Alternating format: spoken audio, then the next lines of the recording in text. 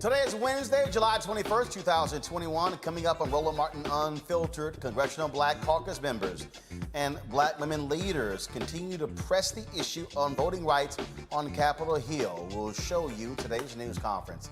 The Poor People's Campaign announced that 56 years after the historic march from Selma to Montgomery for voting rights, they will hold a 27-mile march from Georgetown, Texas to Austin, Texas.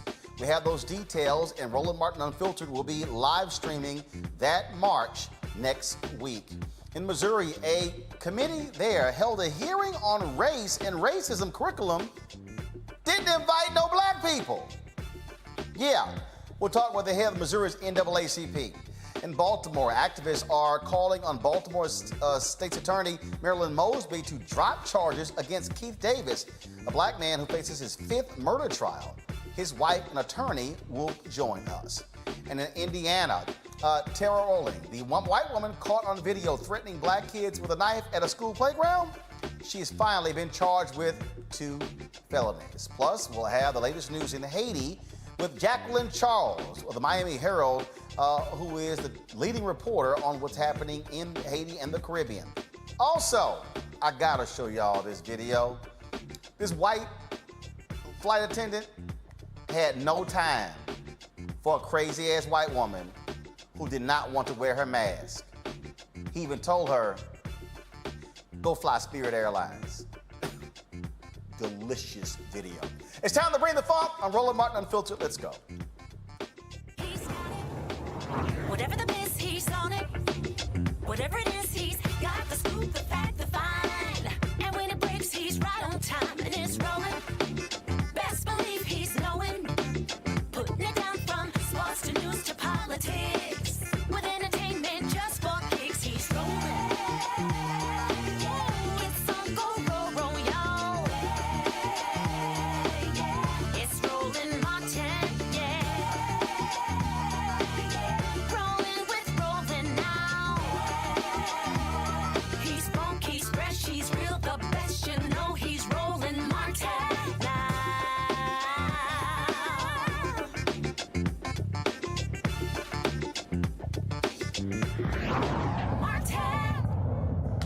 Black women leaders are unrelenting in their demands for Congress to do something when it comes to voting rights. They want them to pass the For the People Act as well as the John Lewis Voting Rights Advancement Act. They have had a variety of actions, including last week when Congresswoman Joyce Beatty, chair of the Congressional Black Caucus, was arrested in a protest in the Senate Hart building. Today, those same black women leaders went to Capitol Hill for a joint news conference with the Congressional Black Caucus.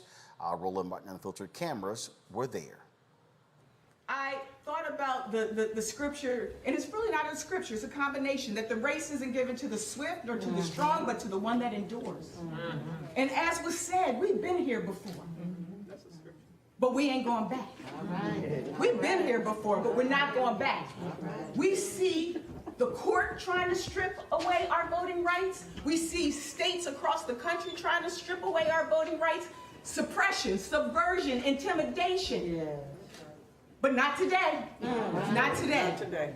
We are standing up as the Congressional Black Caucus in partnership and saying not today. What can we do? What can we collectively do? Because we know that just as black women, we are the secret sauce to the black vote. We are not just a voting bloc. We carry that black vote. Congressman has always said, the one for black women. Isn't that what you said? And so we knew, so if you talk about taking the right to vote away and the power that it does for our community, then for black women, we knew we had to keep stepping up. We had to show up for Tasha and Cliff. We had to keep showing up. We had to go into the faith community, like Dr. Skidder taught us, and we're going to keep on fighting. Yes. We are not. There's no option. There's no sitting. I vote on the shelf. Marcia Johnson Blanco from the Lawyers Committee. There's no sitting. We will do whatever it takes because our ancestors did it for us. We got the roadmap. Come on. That's right. Come on. So we'll go to jail. That's right. We're going to back the Congressional Black Caucus. And this is an American issue. It's not just about black people. Come on. Because anytime you come for us, it come for you anyway. Those who believe that in exclusion. So when we fight this fight, we're fighting it for the American people. Because this country would not be a democracy if this stays like it is right now. I want you all to know that as we drop H.R. 4, nothing is more important than restoring the Voting Rights Act and the full protections of the Voting Rights Act of 1965. Nothing is more important. John said, yes, get into good trouble. But John also said that our struggle is not a struggle for one day, 1 week, or a lifetime. Ours is a struggle for a lifetime. A lifetime. So let us do and get into some good trouble, and let's restore the Voting Rights Act of 1965. So I think there's something to be said for us being in this room today. And you're welcome here today. And I just want to close by saying this. You know, the last time I went to jail, the first time was when I met Emily, and that was a blessing.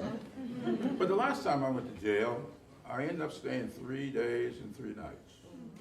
We were supposed to be there for only a few hours. And the reason I was there 3 days and 3 nights is because the person who was supposed to be out raising the bail ended up in jail. I knew. And he couldn't raise the bail while in jail. And I often say, I learned a lesson that day, that all of us have roles to play. My role that day was to go to jail. But Ida Quince's role was to raise the baby. And so you all who have been agitating, you have a role that you are playing well. We here are legislating. There you go. And we must play our role well. You agitate, we legislate, and together we can be successful. Folks, now 56 years after the historic march from Selma to Montgomery, the Poor People's Campaign and several voting rights organizations will embark on a 27-mile trek from Georgetown to Austin, Texas, to demand the same as those women leaders and the CBC. The purpose of the march, to put the pressure on Democrats in the United States Senate to end the filibuster and, yes, pass those 2 critical bills, in addition to raise the minimum wage to $15 per hour. They held a virtual news conference today to announce that march. It's the march design is to nationalize the actions that are happening in state legislatures in the state of Texas and in others, to say very clearly, as Selma to Montgomery said in '65, we must have federal action. And we are calling on the United States Senate and the President to act by August the 6th, the anniversary of the signing of the Voting Rights Act. And we demand that Congress act now to stop the attacks on democracy. How? By ending the filibuster, not just carving it out, ending it. Number 2, passing all provisions of the For the People Act. Number 3, fully restoring the 1965 Voting Rights Act. And number 4, raising the minimum wage to $15 an hour. And even in this time, lastly, we want to permanent protections and dignity and respect for all of our undocumented immigrants, especially our DACA brothers and sisters. This march and this gathering is to connect the dots. The purpose is to say that the same forces of regression and greed that seek to suppress the vote in Texas and all over the country, and especially in the South, those same forces are suppressing passing $15 a living wage, suppressing addressing poverty, suppressing health care, suppressing climate issues, suppressing just immigration reform, and suppressing utility needs. We are coming this march to say this is not Jim Crow pure. This is James Crow Esquire.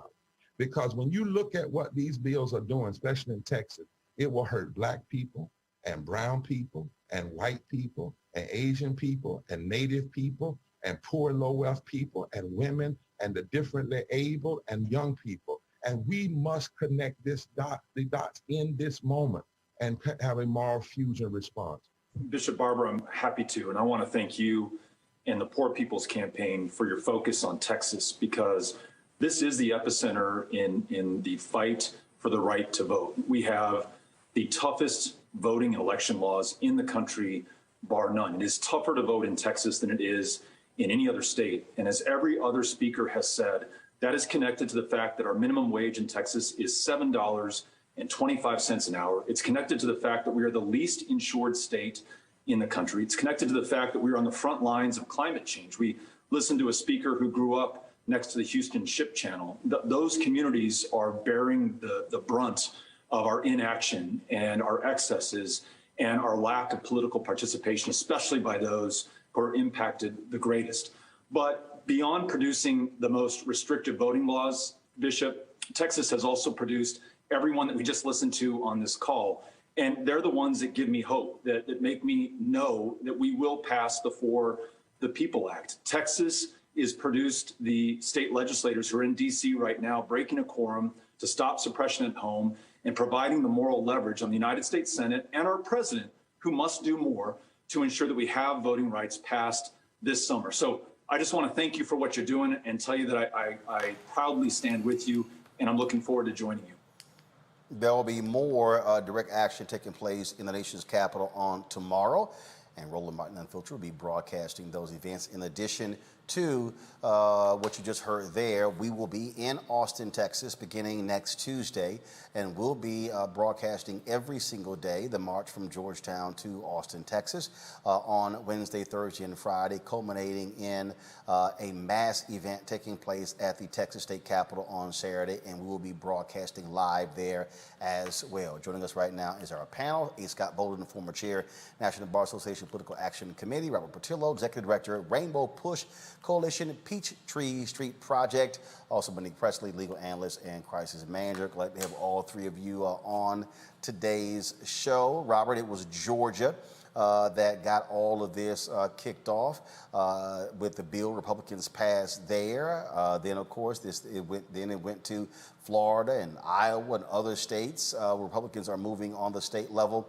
And now Texas is the ground zero for the fight against voting rights. At the end of the day, this boils down to two people. Senators Kristen Sinema and Joe Manchin. I do want to show you something that I found to be real interesting. I saw this yesterday. There was a poll that was done by CBS, I believe, and the poll was with regards to voters in Arizona. And if you're Senator Kristen Sinema, you might want to pay attention to these polling numbers. I'm looking for the tweet right now. But basically, 66% of folks in Arizona, Democrats in Arizona, say they will not be in support of Kristen Sinema. They will want somebody to run against her for the Democratic primary in 2024 based upon her unwillingness to end the filibuster. I'm gonna find this the actual data point in just a second, but that says a heck of a whole lot. So if you're somebody who keeps saying that you're yelling bipartisanship, and I represent my constituents, you might want to pay careful attention to that poll, because people clearly understand what it means. Actually, here it is right here. Only 22% of Arizona Democratic primary voters said they would support Sinema's re-election in 2024 if she maintains her hardline stance on the filibuster. That, Robert, is why the pressure in the states matters, because Sinema, she hears that. Manchin, he hears from West Virginia. That factors into the equation. You're absolutely correct, Roland. I think that's what we have seen from the Republican side of the aisle is the way that Donald Trump was able to get unanimity within the caucus is by supporting primary challengers and then unseating people. We saw what happened to Jeff Flake. We saw what happened to Corker. We saw what happened to many other Republicans who stood up against Trump in the first year or two of his administration, not being able to survive a direct assault by a president. Right now we're seeing in Georgia, Donald Trump is involved in the lieutenant governor's race. The Republican primary for lieutenant governor. Donald Trump is involved in that race. Why? Because he wants to ensure that he has unanimity within the Republican Party, that he continues to be the leader of the party in every way, shape, or form. And Democrats have to get on board and understand you have to do that within your own caucus. So we should be working on primary challenges for Sinema. We should be working on primary challenges against Joe Manchin, because even if they are not successful in their primary challenges, they put the pressure on them to stand with the remainder of the Democratic caucus. We cannot continue to win elections only to govern from the minority. I saw Bishop Tavis Grant, who was on the Rainbow Push National Field Director, who was on the call earlier with Reverend Barber and the others. We should not have to march from Texas to Washington, D.C. while in the majority in the Congress and in the Senate and in the White House. We should not have to continue to fight against ourselves while we are in control, because young people get the idea, well, what's the purpose? What was the point of turning out in November 2020? What was the point of turning out in January 2021 that we're still going to be in the same position? So Democrats are going to have to start using the bully pulpit, get those whips together, bring the caucus in line, and start passing meaningful legislation, and stop letting Mitch McConnell still operate as Prime Minister of the United States of America. In this piece, Monique, this is what The Hill wrote. 50% of respondents said they approve of Arizona Senator Mark Kelly's job performance, while just as many said they approve of Biden's. The Data for Progress poll found, by comparison, just 44% gave Sinema's performance thumbs up. Only among Republican voters did Sinema score better approval marks than Biden or Kelly. Republicans have sought to hammer Democrats on their push for filibuster reform. But the bottom line there is Republicans are loving her. That should tell you a lot, that if Republicans are giving you greater approval numbers than President Biden or Senator Mark Kelly in your state, that means you may not be doing something right when it comes to your party. So you might want to be paying attention. I got a song for her. Here it goes. You about to lose your job. Instagram celebrities, look it up. Y'all should know that song by now. She needs to handle her business. Either she's a Democrat or she's not. What I don't respect about her position is she won't even bother to explain it. You know, she's treating her own constituents and the greater constituency in the United States as if we're all just low morons, and she's on some political, moral, intellectual high ground where she doesn't have to explain herself and just say some gibberish about bipartisanship and keep it moving. No, ma'am. No, ma'am, you are not reading the room. You're not reading the tea leaves. You need to go see somebody, Miss Sophie, somebody in a room somewhere, get your palm read so you can understand that you are the one putting yourself in jeopardy, because this train is going to keep on moving, and either you're going to be on it or you're going to be under it. It's up to you. And look, didn't y'all miss me? I mean, I did. You give us our pop culture references, so yes. And that song, too. Y'all done? Oh, sorry. It's your show. Well, we ready today. What's the next question, Roland? It sounds like you missed us. I did. I hated being away and having to actually work hard for the money. But I'm back now, so I'm making my presence felt. Good, good. How's your Carry family? on, Roland. Go ahead. Yeah, how's your Everyone's family? well. Thank you, Scott. Monique? How is yours? Good, real good. Erica misses And you, you. Robert? I miss her terribly. You know what? Since y'all want to play family reunion catch-up, Vice President Kamala Harris had a conversation with poll workers and election officials. Why don't we just go ahead and play that, and y'all can talk to each other offline. Go. I want to thank you all for joining us here today, virtually and in person. I've asked that you would join us, and I'm honored to have the White House counsel, Dana Remus, here, to have a very candid and frank discussion about the work, the responsibility, the commitment, and the challenges of what it means to be the people who on the ground are upholding some of the most important tenets of our democracy, which is the work that you do and that your colleagues do every day, especially in election season, but all the days leading up to it, to ensure all Americans have an easy and accessible and available opportunity to exercise their right to vote. So I've asked you all to be here to have that conversation and to also to share with me in this environment, meaning in an environment where you are invited to talk about the challenges so that we can uplift your voices as we work on this issue, which is, I believe, as American as apple pie, the right to defend the American people's right to vote. And I'll tell you, I love voting.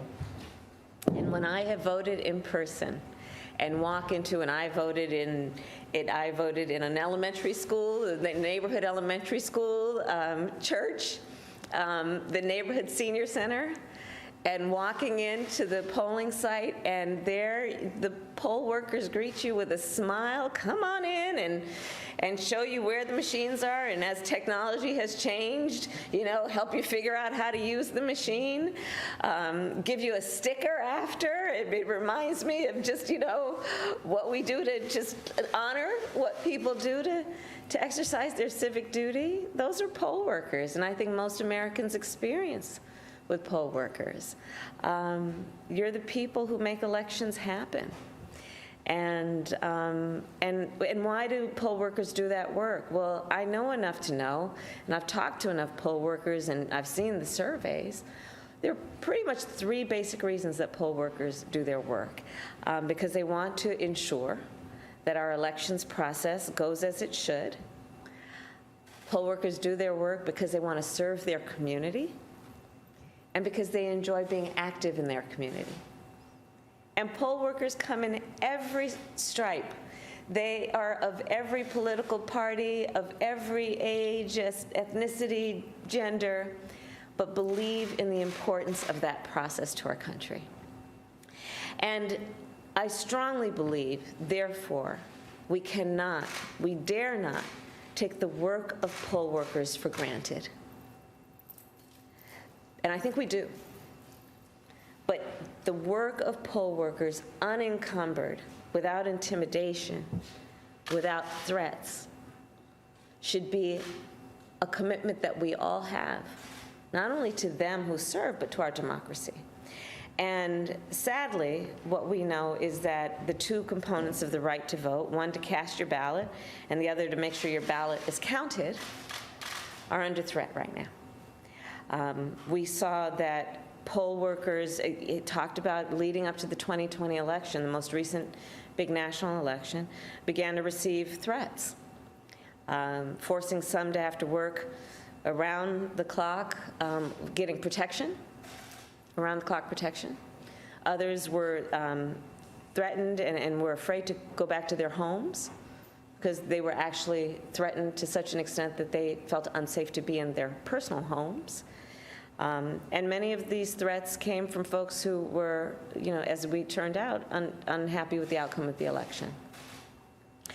And however, what we do know, and it is an undisputed fact by those who know and are informed and possess the facts, that the 2020 election was administered under the highest standards, nonpartisan standards.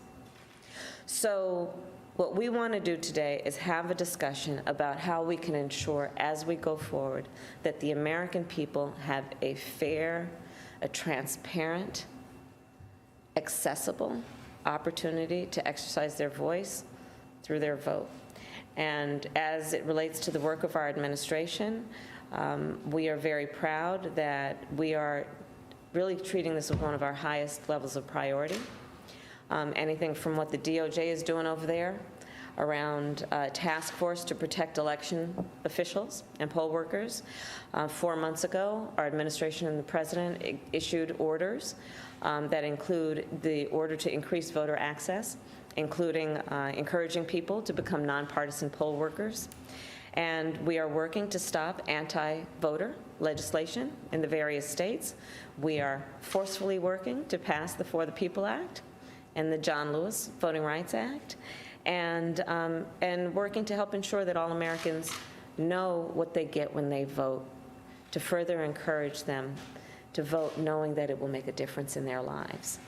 So today, I look forward to our conversation. Again, I want to thank each of you. You represent thousands of people who live in all of our communities, regardless of how we voted in the last election or may vote in the next election, who really are the best of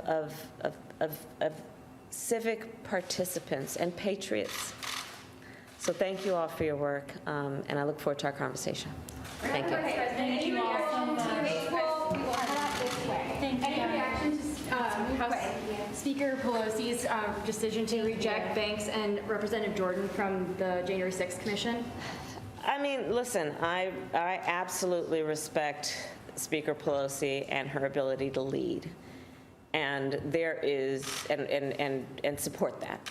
And there is no question in my mind, or I think most people's minds, that the American people deserve to have a thorough, a full, fair, and transparent process of getting down to what happened on January 6th, how it occurred, who was responsible, so that we can make sure that history does not repeat itself. That is in the best interest of all Americans. Okay. Thank you. You're welcome. Thank you. All right, Scott, that was Vice President Kamala Harris, obviously speaking on this issue.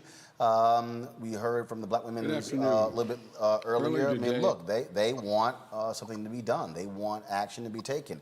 And what you're seeing is the effort for sustained pressure on congressional leaders to do something. Yeah, but you know, I was going to go there too. The sustained pressure on congressional leaders, that pressure on Republican leaders isn't going to change. And so the real pressure... Well, first of all, ain't nobody paying attention to them at all because we know where they stand. The bottom line is the pressure's on the Democrats to end the filibuster to pass these two bills. But in laser-like fashion, I understand the outside pressure, fully support it. But in the end, it's going to come down to Biden and Manchin and Sinema.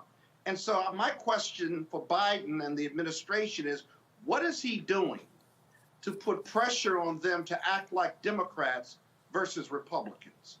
I'll say it again, because no matter how much we march, no matter how much we protest, no matter how much you and I and others on this program talk about it, right? The Republicans aren't changing because they can hold their people in line, but the Democrats aren't holding Sinema and Manchin to the Democratic standard and making them part of the Democratic Party side of the Democrats. And so until we hear more from the Biden administration about what they're doing, then we can cover this in the media, we can march, we can do whatever needs to be done to express ourselves to support this Voting Rights Act and this People Act. But the bottom line is nothing. I mean, nothing is going to change on this until Biden can deal with Manchin and Sinema and make them do what they should do as Democrats. And then I'll leave you with this thought. Last thought I had real quick is, you know, if what we know about Sinema's constituents is that only 22% of them support her if she doesn't change her position on the filibuster, and Manchin doesn't have a whole lot of black folks in West Virginia, then what are the Republicans doing to keep them where they are? Because this isn't some moral ground they have or some commitment to democracy. It's just the opposite. So what is driving, really, what is driving their position on this filibuster piece? Power. That is they hold significant sway over the legislative agenda. Yeah. That's what it is. I mean, this is not, Robert, this ain't hard. This is what happens when you have a 50-50 tie where one senator can make or break any decision. But that's good for them. That's not good for America. You would agree with that, right? Duh. Well, and Scott, kind of to your point, this is why I think that we have to have our president or vice president speaking more forcefully on the issue. That was a wonderful presentation by Vice President Harris, but we have to start talking in a way that the majority of the American people communicate and understand. One of the benefits that Donald Trump has always had is he communicates on right about a 6th or 7th grade level. so that his voters, his constituents, know exactly what they're talking about going forward. So when he simply says election stolen, voter fraud, we're doing something about it. It's not a 15, 20-minute speech going into the minutia of electoral politics. And I think that you have to speak in that way to get the coalition needed behind you to pass big legislation of this nature. Because what we're seeing right now is Republicans have been able to successfully shift the entire conversation. So instead of talking about voting rights, instead of talking about many of these important issues, they are able to control the conversation. As long as they are able to control that conversation, it's hard to get anything besides black folks on board behind this. And as we've seen, our white compatriots very often do not care about these issues the way that we do because they do not directly impact them the same way that we do. So we have to get the language and the talking points down and make sure that the media is correctly reporting them so we can build the type of coalition that's needed to get these big bills passed. It's going to boil down to pressure, and so we're going to continue to cover this. As I said, after today's show, we will restream the Congressional Black Caucus News Conference with Black women leaders, as well as we'll restream the Poor People's Campaign News Conference announcing next week's march as well. Now let's go to Missouri, where I'm confused. A Missouri Legislative Committee, they held a hearing, y'all, on race and racism curriculum, but they ain't invite no black people. Many white parents, teachers, and scholars testified at the invite-only Joint Committee on Education hearing, most of them criticizing critical race theory. You know, the thing that's not being taught in Missouri schools.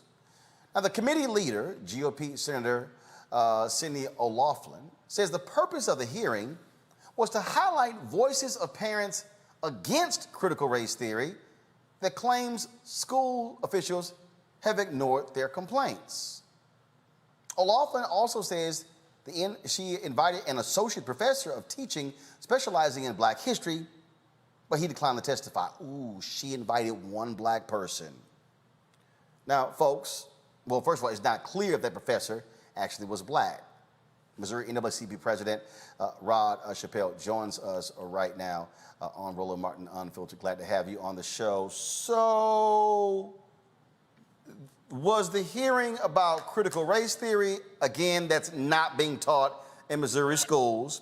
It's all a BS lie. But if you're going to have a conversation on race and curriculum, yeah, you might want to invite some black folks, especially with Missouri's racist history in the United States. That's right. That's right. You couldn't be more right. What we were supposed to be doing was having a hearing where we were at least going to be able to partake in an informational session. That's what they told everybody. As president of the NAACP, I have often and many times, even as a trial lawyer, been in front of these committees trying to offer testimony to enlighten the committee. Here we have a joint committee, and it came out during the committee that these people who were testifying weren't the experts that we were told that they were. That was a justification for not allowing real Missouri citizens to be able to testify of or against critical race theory. Instead, these are people who were hand-selected by the chair of the committee. That's not how these hearings are supposed to go. What we keep showing is how these crazy, deranged white conservatives are when it comes to trumping up critical race theory. And then they got all these equally ignorant and clueless white conservative followers who fall for the okie doke. And yes, they have a few loony black people mixed in there. And they're just going on and on about critical race theory as if it's this major issue, and it's not. And so this is why they deserve to be called out for sheer stupidity. That's right. That's right. And in Missouri, it's a part of a continuing narrative where they intend to silence anyone who has an opposing viewpoint. You know, there's a law that they tried to pass where if you were driving if you were a protester or an advocate and you happened to be in the street, someone could run you over and not suffer any criminal liability. They had another one where if you say the name of a police officer, allegedly doxing them by identifying them by their, family given name, that you could be charged with a felony and prosecuted in a county that you never even set foot in. And then there you have this hearing where taxpayers came from a long way and the room was packed. We had moms, we had dads, we had professionals, we had people who just cared about the issue of education, who came to testify and let their voice be heard to this committee, and they were silenced too. That's what's happening in Missouri. Jim Crow is intended to be the rule of the day, and that's why the Missouri Travel Advisory for the NAACP is still in effect. So I take it her position just pretty much was, oh, this is really just no big deal. Y'all pipe down. And also she invited one person. Wow, that was it? Right. And now my understanding of that one-person invite was that they invited this professor who does have a full-time job on Friday at best. Nobody could ever pin down how that invitation was delivered or what time, but it was alluded to from among the committee members that it happened on Friday. And then the other thing that really just blew my mind is that she said, well, we're going to have another committee hearing on this, right? Wait, so you call an informational session that's not really informational at all, and then you deny people the right to speak, and then when people who were in the gallery there watching this committee process just can't believe that this is happening, and they're commenting to themselves, not loudly, they were literally shushed by the committee, told to be quiet. Well, we see craziness is happening all across the country. Keep up the fight, and then we'll see what happens next there in the Show Me State with Republicans who control the legislature. Missouri NAACP President Rod Chappelle, we appreciate it. Thanks a lot. Thank you. Thanks for having me. All right, y'all. I got like a whole bunch of these, so we're going to do 2 of these today. Y'all know what time it is. No charcoal grills are allowed. I'm white. I got you, huh? Illegally selling water without a permit On my property. Whoa! Hey! Give us your right. You don't live here. I'm uncomfortable. So imagine being in a city council meeting in Alabama and this happens. The N-word. I mean, I know I'm black. Now you want to address what I have to say. Do we have a house nigger in here? Yeah, you. Okay. Do we? Hey, do we? Would she please stand up? Y'all are seeing this, right? Cameras? All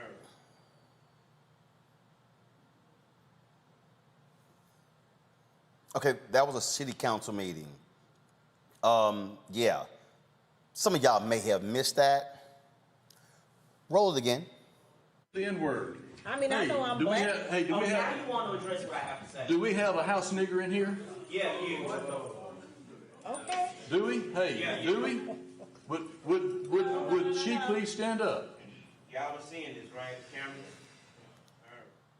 All right. Okay, so this was Tarrant, Alabama city council member Tommy Bryant asking that question. That's Tommy right there. And he was speaking to Councilwoman, or the direction of Councilwoman Veronica Freeman. Folks there are shocked. Freeman is shocked as well. He later, I'm reading this. This is from Newsweek. I'm reading this.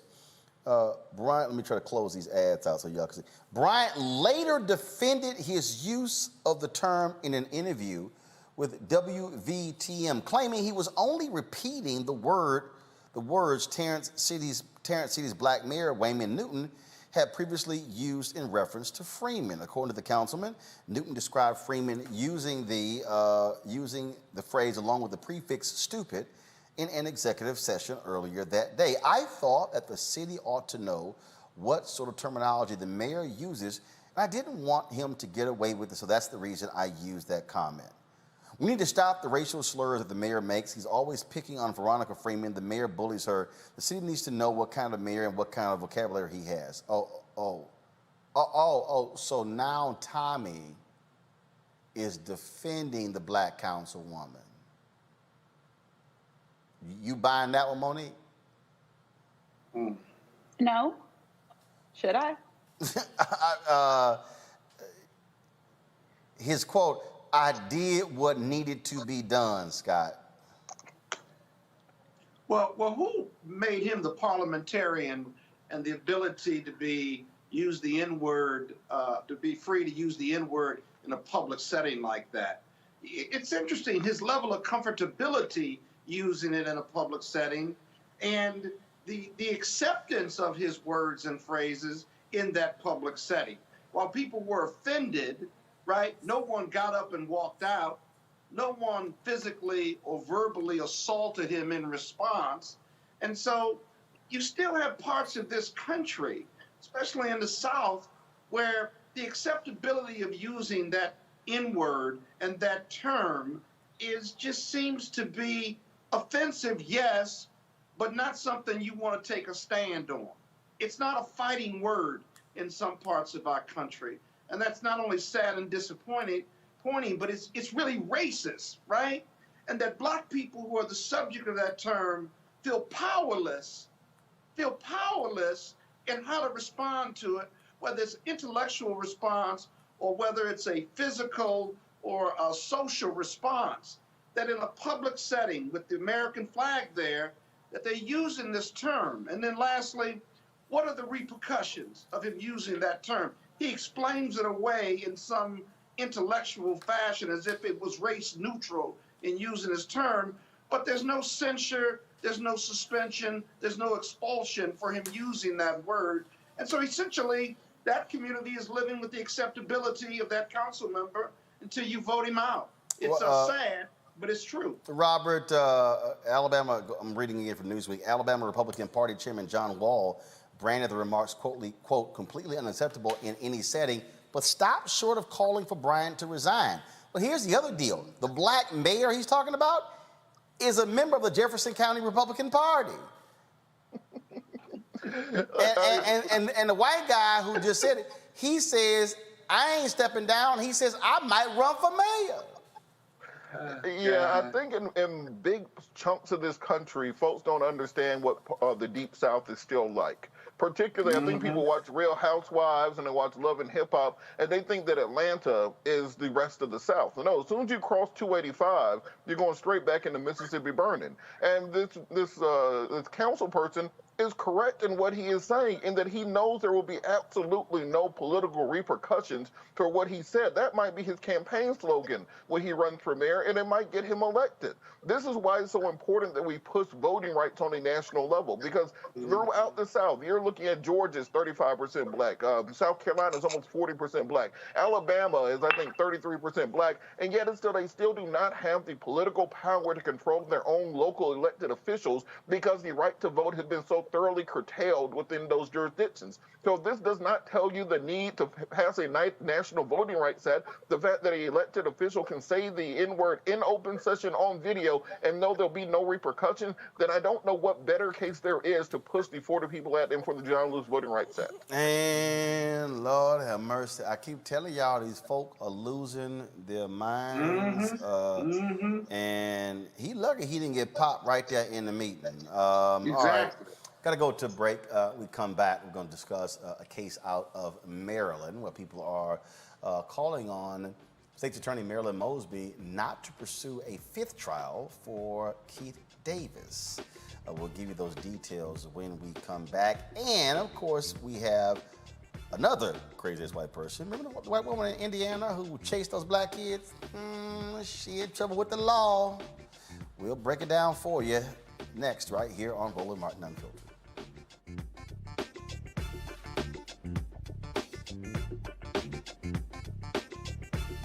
I believe that people our age have lost the ability to focus the discipline on the art of organizing. The challenges, there's so many of them and they're complex, and we need to be moving to address them.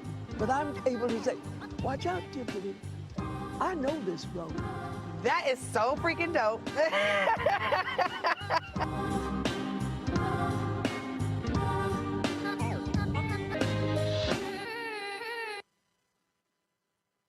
Hello, I'm Nina Turner. My grandmother used to say, all you need in life are 3 bones.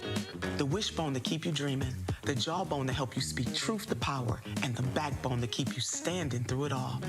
I'm running for Congress because you deserve a leader who will stand up fearlessly on your behalf. Together, we will deliver Medicare for all. Good jobs that pay a living wage, and bold justice reform. I'm Nina Turner, and I approve this message. What would you say to a young person who says, look, I'm trying to change our society, I'm trying to change this world. Man, I ain't got time for this church stuff. I just don't think y'all legit. Oh, man. I would say just because you see an artist in music that you don't like, do you stop listening to hip hop? No. It's like ridiculous. You see one artist do something that is what their choice was, has nothing to do with the whole industry or the whole art form of hip hop. You don't throw out hip hop. So the same way, if you see an artist that you don't like do that, I would ask you, don't do the same thing with the church. Because just because you see one minister, one man or woman do something that you don't agree with, don't use that as an excuse to demonize an institution that could actually help save your life. You know, I am who I am because I was raised in the church. You know, all the things that I'm able to do in the world are directly related to being brought up in a healthy church environment where I learned how to develop my gifts. I learned how to communicate. I learned how to deal with other people. I learned how to lead. All of those things that help me and other people become successful in society, you can learn in the church. So I would say to somebody that's young, I would challenge them. Everything that's in you, if you're trying to get it out, get into a good church, because that church will be a fantastic incubator for all the gifts that are in you. And when you find the right church, you will find that the others that you may have been looking at were the wrong people to look at. In any profession, I don't care what it is, you're always going to find people that you can point out that may not represent that profession to the best of their ability. But when you find those that do, then you begin to see what it really is about. I'm Shantae Moore. Hi, I'm BB Winans. Hey, I'm Donnie Simpson. What's up? I'm Lance Gross, and you're watching Roland Martin Unfiltered.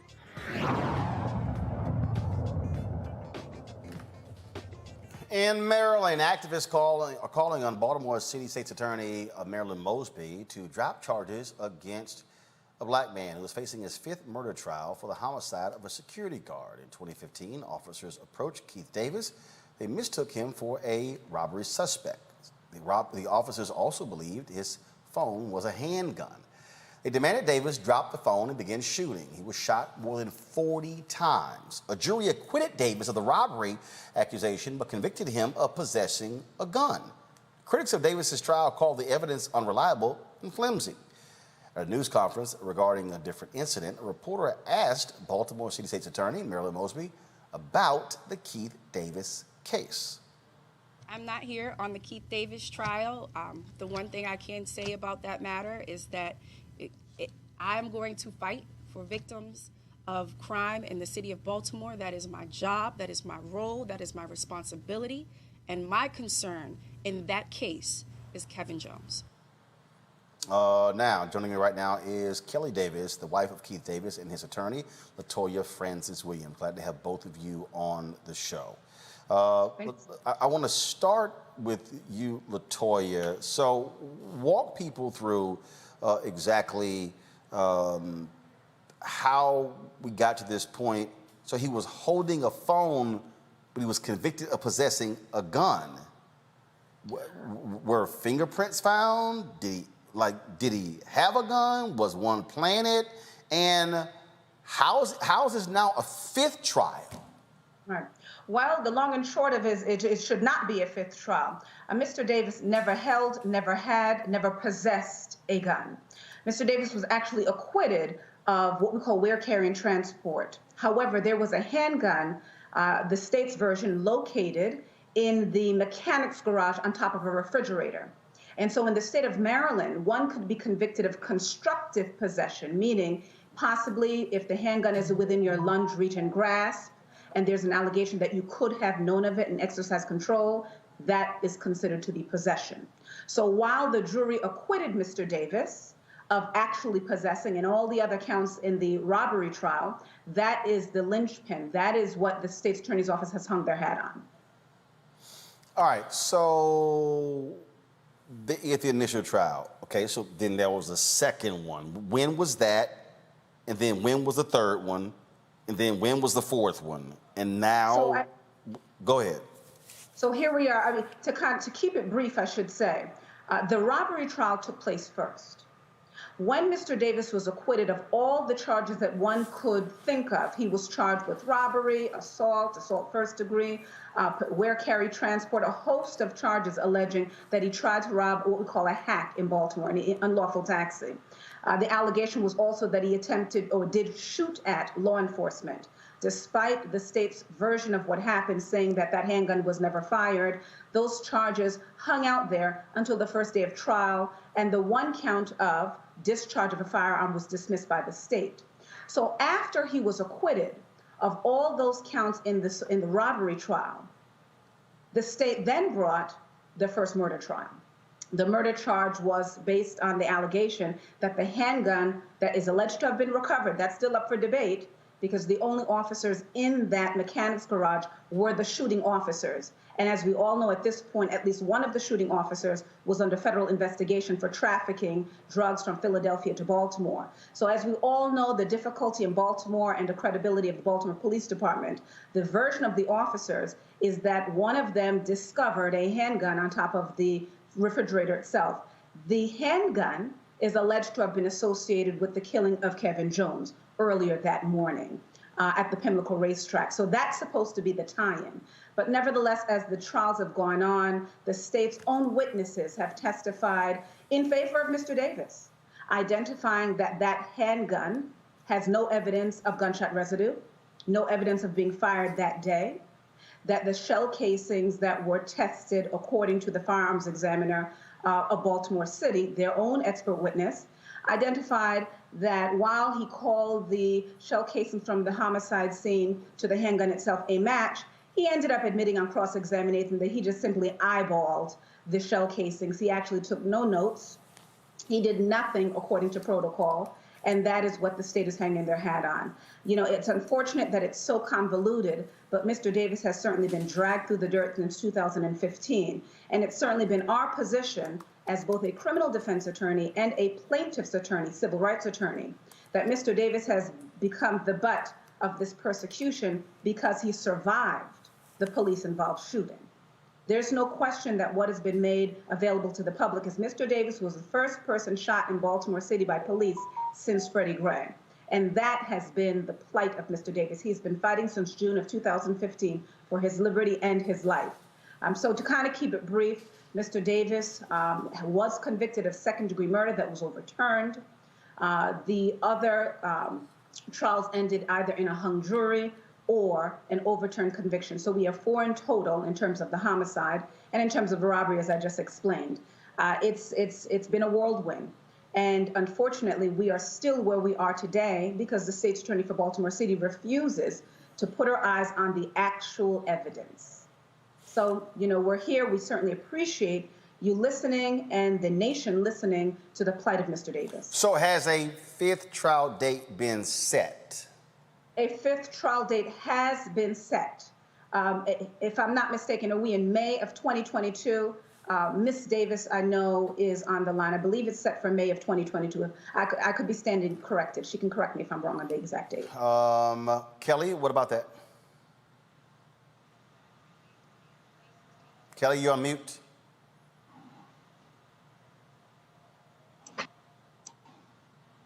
I think now we got you. Go ahead. Yes, sir. May 16th, 2022 will be his next trial date. So he was shot more than 40 times. How is his health? Is he still impacted by that many bullets? Mr. Yes, Martin, sir. he was shot at. He was shot at 40 times. Kelly, how many times was he hit? He was hit 3 times, once in his arm, his back, and a bullet that went through his face and lodged into his neck. How is he now? He still suffers. tremendously. He was a completely healthy 23-year-old when he went in, and now we've had to fight the corrections facility multiple times a year just to get him adequate medical attention. When the bullet went through his face, it severed his sinus cavity, so he now has issues breathing. He has just as much titanium on one side of his face as he does bone on the other, as well as he still has fragments in his neck and his ear and that are close to his spine that were unable to be removed. How long has he been in? How much longer does he have to go? Time-wise. In prison?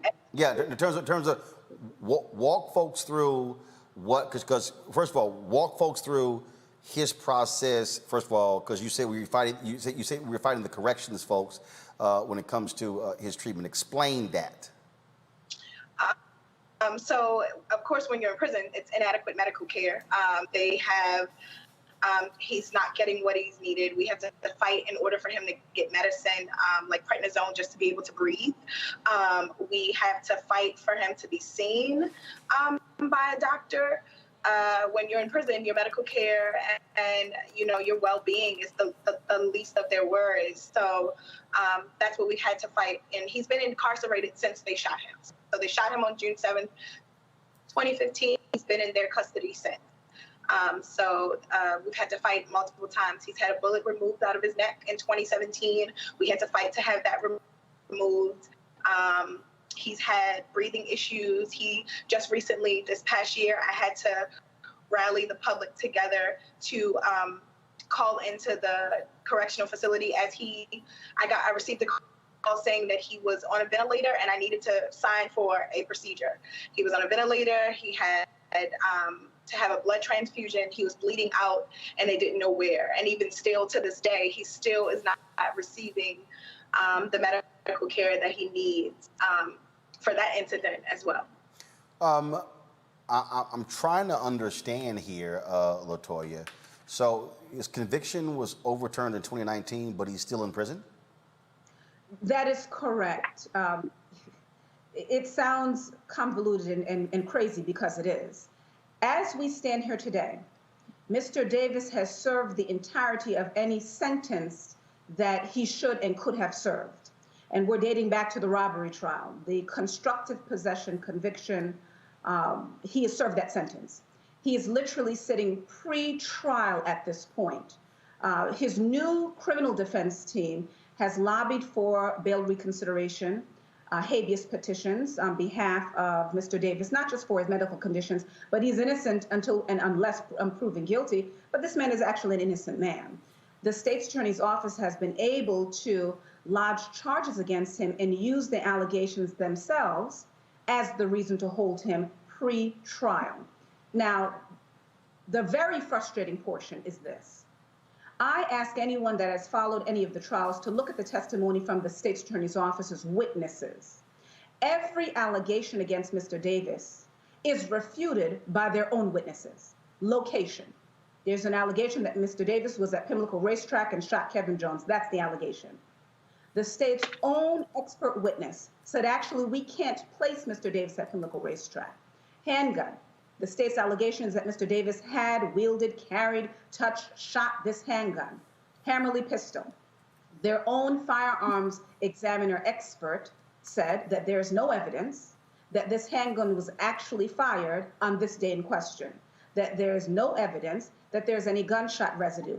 And the biggest and most important concession by the state's witness is that there was actually never an assessment done with the shell casings from the Pimlico Racetrack to this gun that's alleged to have been found on the top of a refrigerator in the mechanics garage that Mr. Davis took cover in when the police started shooting.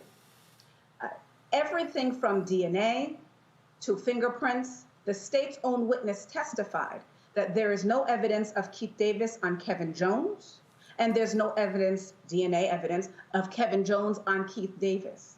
If we were to go through bit by bit the allegations against Keith Davis and simply take the sworn testimony from their witnesses throughout these many trials, you will find that every one of the allegations has been shot down by the state's attorney's office. So where do we find ourselves? we're wondering what next. If your own witnesses have refuted your rendition of what happened on June 7 of 2015, the only result right now should be to drop the charges. So, Kelly, after his conviction was overturned, he was then charged by prosecutors with stabbing an inmate? Yes, sir. Keith, his conviction was overturned. There was an incident that had took involving his case, and myself and my family thought we could breathe a little bit easier because this conviction was overturned, and we left town to go celebrate Memorial Day. And as soon as we got to the hotel, we got a call from his lawyer saying that he was being charged for a fight that happened inside of the prison that was a year old. So it was a case, an incident that happened with him, and the prosecutor's office reviewed that information and decided at that time, the incident, that it was nothing, that it was just an incident that happened in there. And then a year later, Marilyn Mosby and a new prosecutor, Marilyn Mosby's office, has now filed charges for that year-old fight. So that means, LaToya, he's facing a retrial on an event in 2015, Correct. but could be facing a second trial over this attempted murder in prison. And let's be very clear, you are correct in that analysis. The state has decided now, more than a year after the alleged fight took place, and I've got to tread lightly in terms of talking about that. We do believe that there's video evidence that, again, exonerates Mr. Davis. What's troubling is this. The state's attorney's office has made clear the only reason they brought these, quote, attempted murder charges now against Mr. Davis was to ensure that he stays in jail pre-trial.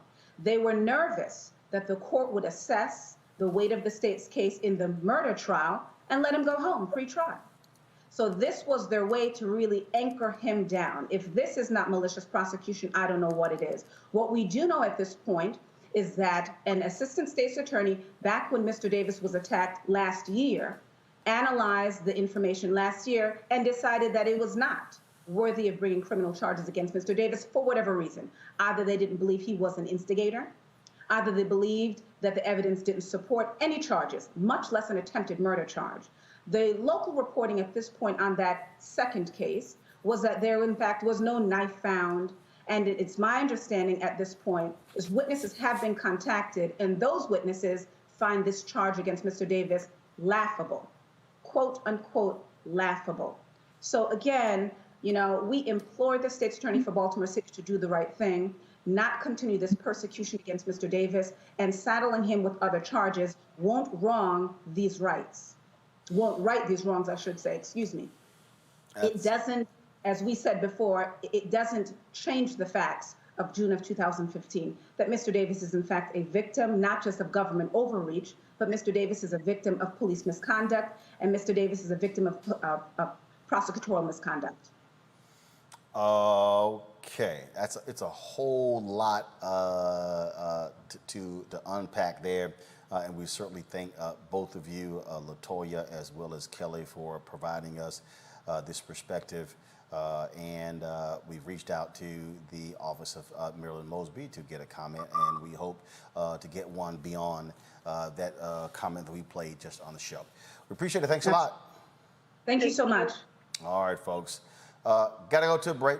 We come back, more Roland Martin Unfiltered.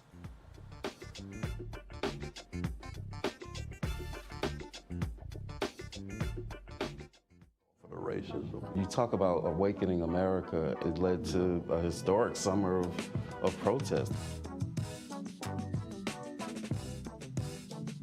I hope our younger generation don't ever forget that nonviolence is soul force. Priceless.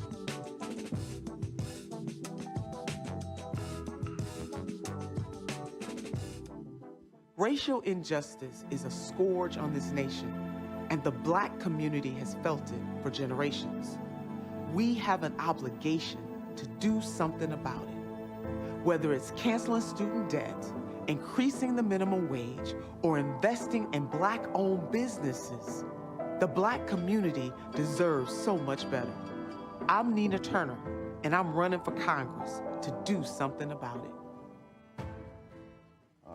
For Black Americans, right, because of slavery, because of the complete destroying of a past, there really is no direct connection to various African countries. Right. But the reality is for Latinos, and even if you use that phrase, first of all, I'm from Texas. So in Texas, Hispanics is used. Other parts of the country, they say, no, call me Latino. Other folks, call me Chicano. And so you also sort of have that going on. But there's a connection with country as well. Right. And so if you're from Mexico, if you're from Colombia, if you're from any other particular country, it's, yeah, I'm here, but I'm also from there. As opposed to, no. This is my country. This is I'm involved in everything here. I think that's also something that's also at play. It is at play, and it's unfortunate because it happens even when we're not talking about politics. I think that Latinos, the word, it's very divided because we all have this allegiance to this other place that we came from. But I believe that that's not helping us. That's not unifying the country. We need to come together and understand that this is where you're raising your kids. This is where you're paying taxes. This is where you're living. This is your country. This is where it matters. Hello, everyone. It's Kiara Sheard. Hey, I'm Taj. I'm Coco. And I'm Lily. And we're SWV. What's up, y'all? It's Ryan Destiny, and you're watching Roland Martin Unfiltered. Well, in Indiana, the white woman caught on video allegedly threatening Black kids with a knife at a Fort Wayne school playground faces 2 felony charges. 32-year-old Terra Roling is charged with felony intimidation in a case, opened by Allen County prosecutors on Tuesday. You might remember when we rolled this video in May, a cell phone video caught Roling threatening a boy while holding a knife. In the now viral video, she runs toward the boy and other kids that were with him.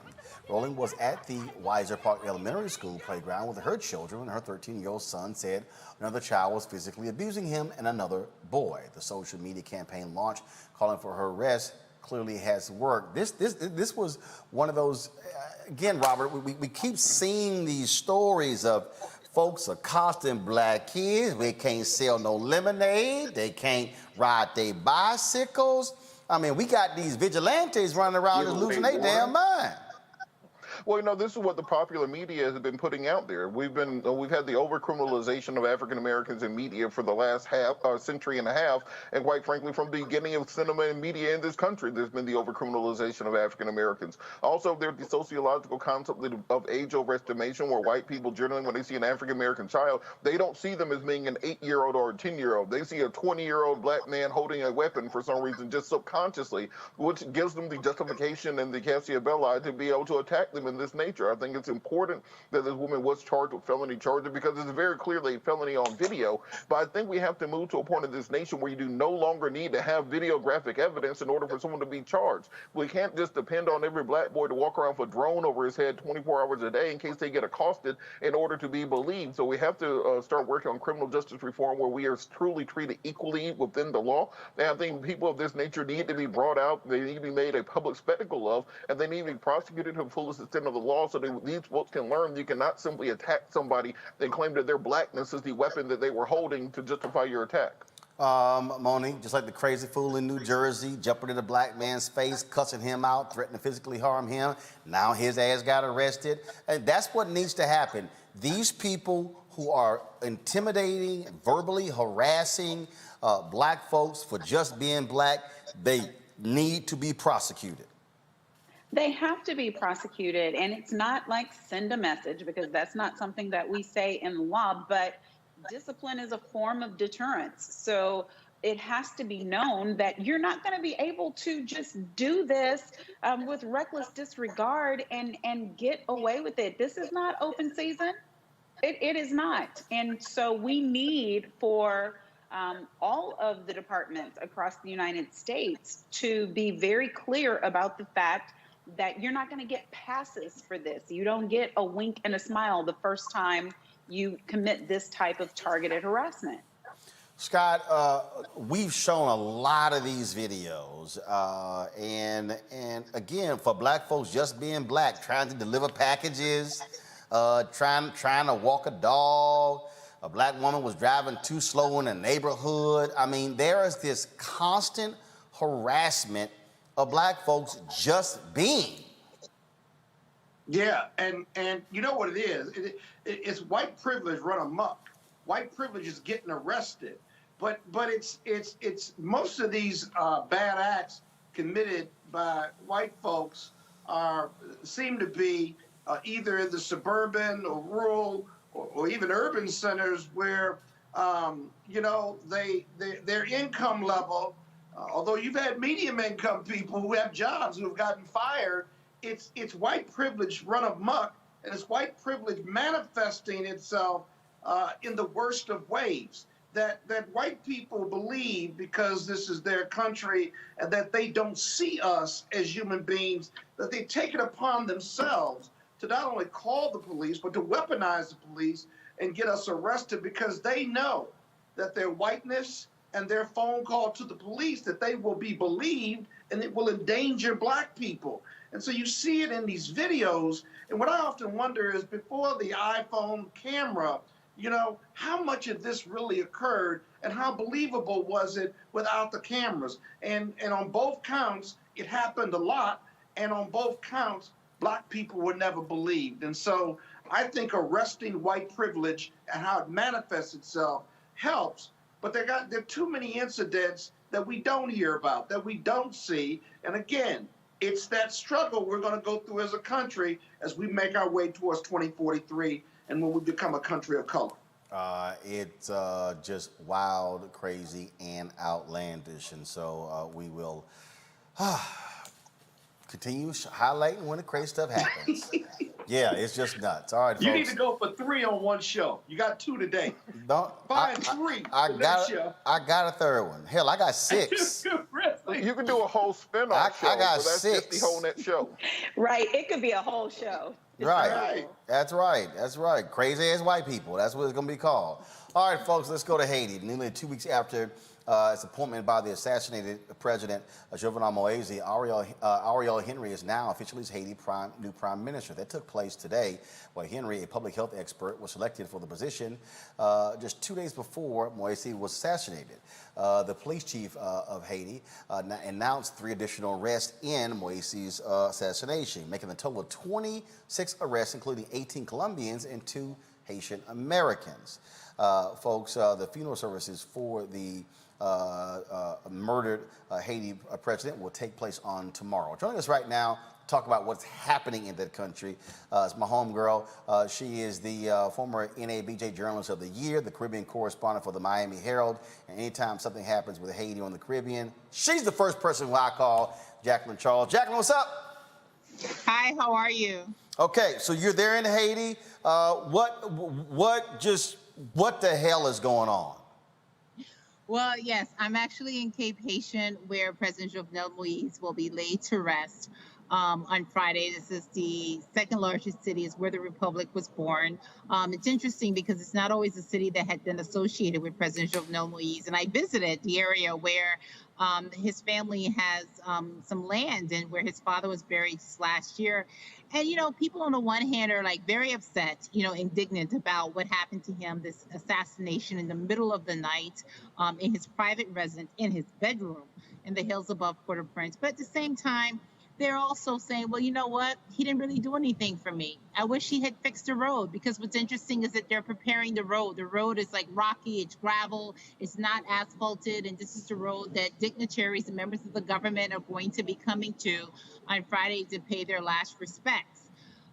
Overall, we still don't know who paid for this multi-million-dollar hit. I mean, at the Miami Herald, we basically have just been, you know, going after the theories. You know, the Haitian government says there's a company called Worldwide Lending.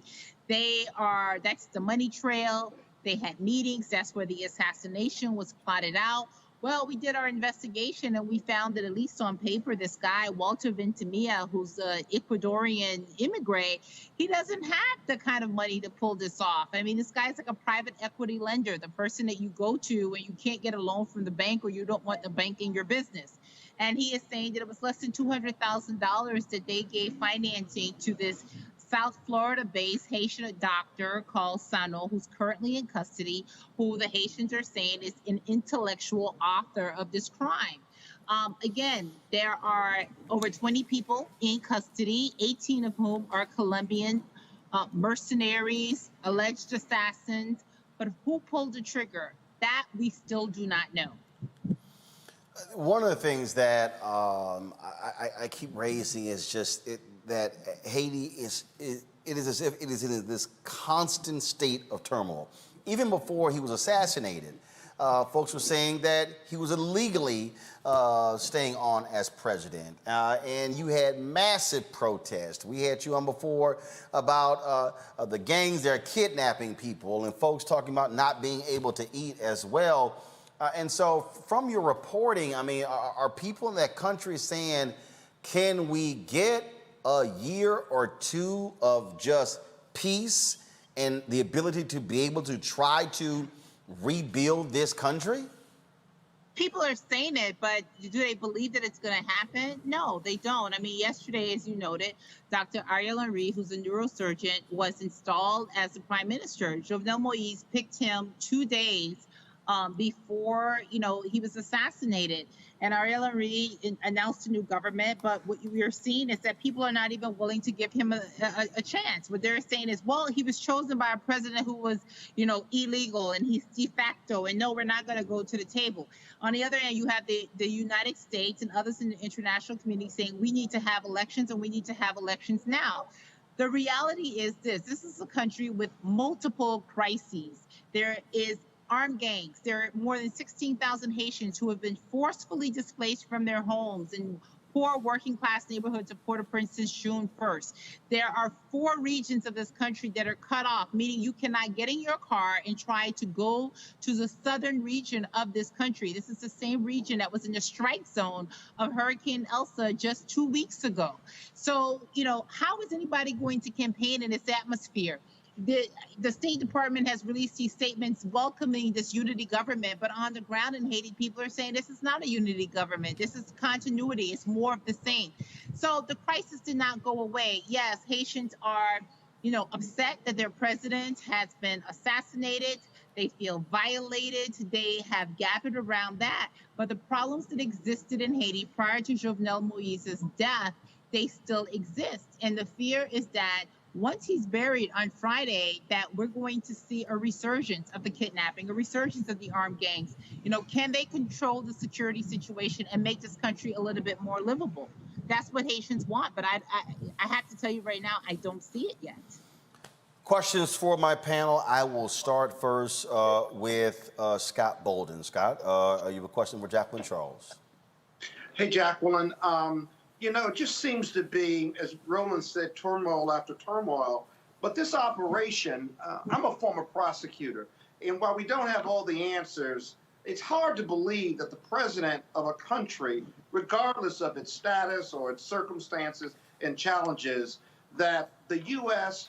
or other countries did not know about this, and that whether they did or didn't, they could, within Haiti and elsewhere, could keep this type of, if it's a ragtag operation, keep it quiet. They didn't know. They didn't know. I mean, I think they didn't know. I think that what people, and even Haitians, fall into this, they expect that the U.S. should know everything that's going on in this country. And I have to tell you, I've been covering this country for like 20 years, and what I often see is that the international community is often behind the 8 ball on things. They're often catching up. They really did not know. I was awakened out of bed at 3:45 in the morning. My phone was ringing and somebody was saying to me, hey, this just happened, the president is dead. And one of the things that was used as a ploy was that this was a quote unquote DEA operation. And I've gone and I'm digging into this, and the DEA has said they had nothing to do with this. And as we found nothing to support that. And, one of the things in this country is the minute you say the Americans, or you have people think that you have all of these contacts in the U.S., people respond in a certain way. I will tell you, as a journalist, I'm Haitian, but I'm a Haitian American journalist. And there are times if I'm going through a police checkpoint, I'm just going to start speaking English so I don't have to stop and I don't have to deal with it. It's like, okay, go ahead, you can pass. I mean, that is a reality. You flash that U.S. card, but there is a question. How does a president get killed in his home when he has security? I broke a story a few days ago. And none of them got killed. Exactly. None got killed, none got shot.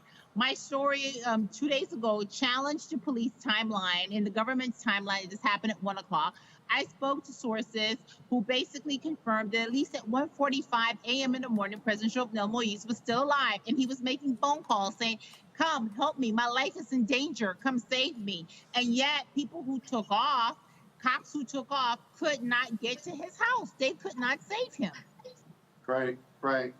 And his security force was nowhere around either, as I understand it. Not just the police.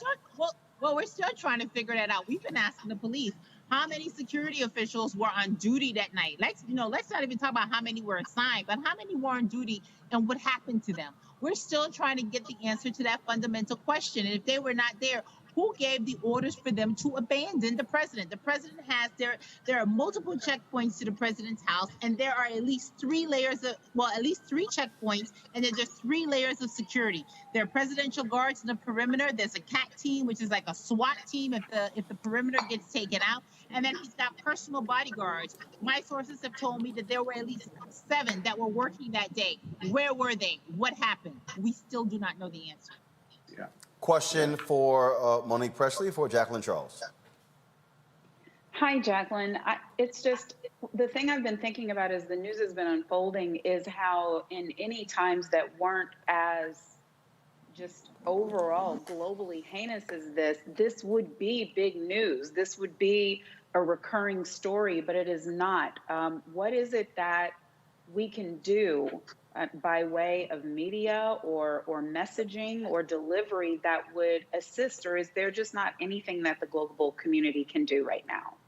Well, it was a recurring story for maybe the first week. I mean, I have to tell you, I came in on the 7th and I was fielding a lot of calls and there were a lot of journalists that were basically sort of going to their, Haiti shorthand, like trying to catch up because the last time they checked in on Haiti was 11 years ago during the earthquake. And then what happens? Now we've got Cuba blowing up, right? So now the attentions are starting to shift, to elsewhere. And that is unfortunate that in terms of Haiti, the Miami Herald, we're the only one that consistently cover it. We think of it as a local beat for us.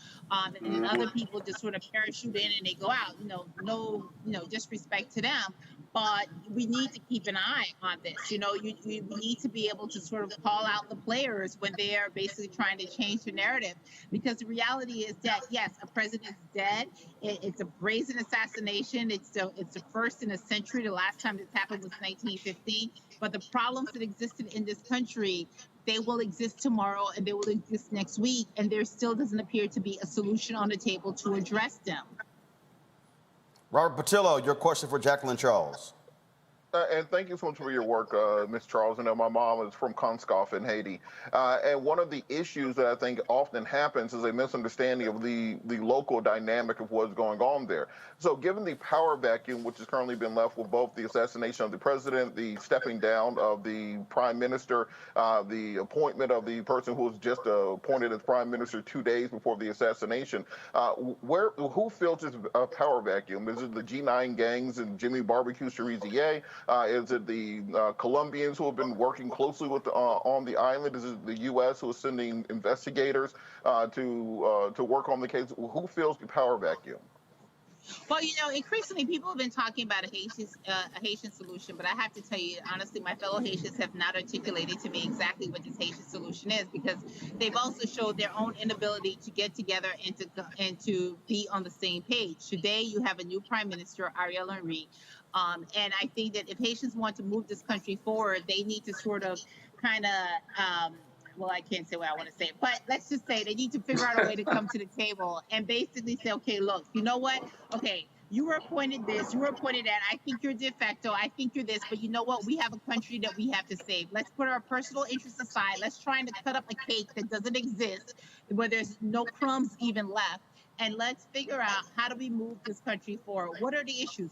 You have the Biden administration that is pushing and saying elections, but they have not yet articulated how elections are going to happen. You have a police force that was not able to save a president. So how are they going to protect candidates that are out campaigning, and how are they going to protect voters to go to vote? Or do we not care? Do we just want to say we're staging a vote and there was a vote, democracy happened, let's move on? I mean, when you look at Haiti's history, you look at the problems and the turmoil, it always goes back to elections. So how do we break this cycle? Well, piggybacking on that question of elections, we had the questions even with the 2016 election of President Jovenel Moise, where he was not sworn in for a year, and therefore his term should have expired in February of this year. The Biden administration supported him staying on until February of next year because this is a 5-year term. So who would be administering these elections? Would it be the U.S. stepping in kind of heavy-handedly and saying we're having elections, or are we going back to UN peacekeepers? We saw it happen after the earthquake where UN peacekeepers basically raped their way across the entire island for several years. Who would the Haitian people actually trust to administer an election at this point? First of all, we need to be honest that the United States equates democracy with elections, and the Haitian people increasingly do not believe in this version of democracy that is being sold to them. That's number one. Number two, before you can get elections, you need to get buy-in, and you need to get the institutions that have been refusing to send members to sit on the electoral council to agree. That is the biggest challenges that's facing Ariel Henry today. How do you get the Catholic Church, the Protestant Church, members of civil society, human rights group, all of these groups that the U.S. and others viewed as being credible, that said, hey, I'm not sending a representative because I don't believe that elections could be fair, transparent, and credible under this administration. How do you get them to buy in and to play ball? And then once you get that, then you have to look at the election apparatus so that people do feel that there is a fair shot. I mean, in order for elections to happen in Haiti, there's a lot of work to be done. So there's a lot of questions to be asked, and there's a lot of doubt on whether or not elections are going to even be able to take place in 2 weeks and 2 months. Jacqueline, you talked about folks not being on the same page. When I think about how powerful these Cuban Americans are in terms of how they impact U.S. policy, I got to ask the question, do you have Haitian American consensus? Do you have Haitian American organizations or a major organization that is speaking truthfully that can actually? Roland, we've got Gregory Meeks. You've got the chair of the Foreign Relations Committee out of New York that has been, one of the most vocal proponents in terms of what's happening in Haiti. No. Here's what I mean. No. He's an elected official. I mean, do you, for our listeners and viewers, is there a major Haitian American organization that? Yes, you have this, but what ends up happening is that. Hold on. Before you go there, first of all, for the audience, what is that organization? What's their name? Well, listen, you okay. I mean, I think. Let me just back up. See, hold Jacqueline. No, here's why I'm doing this here. Here's why I'm doing it. Because a lot of people who are listening, watching right now have no clue whatsoever. So I just want to be able to give them, say, here are actual organizations that exist. You can go look them up if you want more information. And so that's why I'm asking. Go ahead. Okay, well, I'm just off the top of my head, I'm just thinking in terms of Miami. I think of somebody like a Marilyn Bastien, who is, she was like, she changed her name from FAMN, but they've been proponents in terms of the immigration TPS issue, but she's been speaking out about this issue. I mean, here's the deal. Haitian American organizations this year were able to get the Biden administration to not just give temporary protected status, which is immigration status, to allow Haitians to live and work legally in the United States temporarily, which really is a recognition that your country is not safe for you to return. But they got them to do a redesignation to allow new people to come into the pool. The reality, though, is that you've had Haitian organizations that have basically been talking to the administration, not just the Biden administration. They did it under Obama. They did it under Trump, and basically saying, listen, this country is in trouble. This country is on fire. There's chaos. but it doesn't get listened to. You know, the Cuban American lobby is a very powerful lobby. We had wet foot, dry foot. Let's go back to that, where the U.S. policy was that if you were Cuban American and you ended up in the United States and you touched ground, you got to stay, and in 1 year or 1 day, you basically got a green card. But if you were Haitian and you ended up touching ground, it did not matter. You got turned back and sent back to Haiti. You know, I think that right there says to you in terms of the U.S. policy and the difference between Haitian refugees and Cuban refugees. Yes, the Haitian American, community is not always speaking with, is always speaking with one voice, but I think that's just a cop-out that people continue to use and use it as an excuse to say, oh, you guys just need to get together and you just need to do this, because you do have groups that do get together. They write letters. I have a letter that is signed by 146 organizations, and we've had powerful supporters like the Catholic Church. You've had members of Congress that have been speaking out, but the reality is that it's just been ignored. Haiti is always react. It's always been a place where people react when there's a crisis, and you hear talk of Haiti fatigue that is happening, whether it's in the international community or whether it's in the U.S. administration. And I think that the reality is that Haiti is 2 hours away from the United States, and Haiti policy should not be based on how many Haitians end up in the Florida Straits on the shores of Miami, Florida. It should be about, what do you do and what kind of policies can the United States and others in the international community promote to allow Haitians to want to remain in their country and to fight to remain in their country. Jacqueline Charles, Caribbean correspondent for the Miami Herald. See, that's why I called you. We've been trying to get you on, but you've been working. So everybody understand, y'all, don't act like we've been trying to get Jacqueline literally since the day after the Haitian president was assassinated, but she has been working like crazy there on the ground. And so we certainly appreciate you breaking down for us. Hit me up. Let me know what's going on. So if some stuff changes, we'll have you back on to break this thing down for our viewers and listeners. Thank you. And listen, send me a WhatsApp because I've been in a technology meltdown. My iPhone melted the day that I got here. Lord have mercy. All right, I'll hit you on WhatsApp. Same number or just on WhatsApp? Same number. I got you. I'm more than happy to help you out. All right, Jacqueline, I appreciate it. Thanks a lot. So, Okay, folks, y'all be sure to go to MiamiHerald.com and just type in her name if you want to see her reporting on what's happening in Haiti. It's really important, which is also why you really need to support this show. Trust me, you're not going to get that deep dive of what's happening in Haiti on other shows out there, including on a lot of this black-targeted media, not black-owned, black-targeted. So please support us in what we do here. You can support us via our Bring the Funk fan club. Let me give a shout out to Sean Sanders as well as Brian Hall for contributing during the show. Thank you so very much. Anybody, if you give during the show, you're getting a shout out from me. Cash App with $RM Unfiltered. PayPal.me/R Martin Unfiltered. Venmo.com/RM Unfiltered. Zelle is Roland at RolandSMartin.com or Roland at RolandMartinUnfiltered.com. We're asking $50 from each one of our fans. If 20,000 of our fans give an average of $50 each, folks, that's $1 million, which really funds what we're trying to do here with some amazing things. And so I'm about to give you, Henry, go to that shot. This is a shot of our control room. We're almost there building it out. That's what it looks like right now, folks. That's our new Roland Martin Unfiltered control room. You see, yes, much larger, all kind of different stuff we're adding in there. And so, yeah, it's a lot of things that we are adding into the mix. I cannot wait till y'all see the whole studio. Here is that wide shot available of the set, so y'all can just if you can to take that shot too. So I'm just gonna okay, it's not? All right, cool. We'll show y'all another day. So can't wait to show it to y'all. All right, let's talk about what happened on Capitol Hill today. Speaker Nancy Pelosi, by the way, who is almost a year since we've been asking for her to come on Roland Martin Unfiltered. Hey, Pelosi, your staff, y'all, it don't take a year for you to find 10 minutes to come on the show. Not when Schumer's done it 5 times in a year, okay?